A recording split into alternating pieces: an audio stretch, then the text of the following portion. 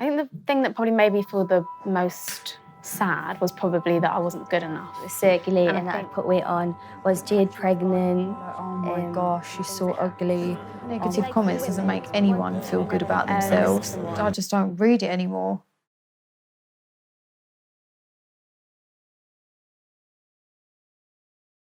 As much as you want to comment back and be like, you just have to let it go, because these people want that. They want a reaction from you. I think seeing negative comments doesn't make anyone feel good about themselves.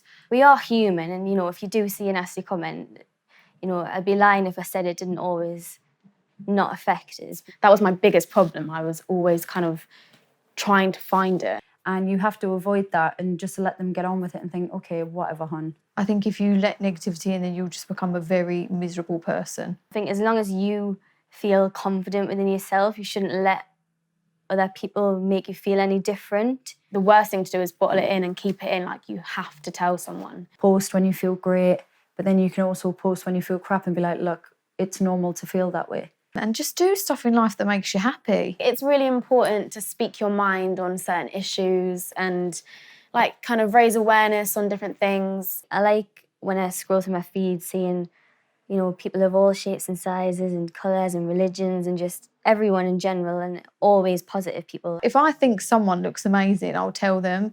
I'll let them know, because, you know, I think a compliment goes a long way for somebody.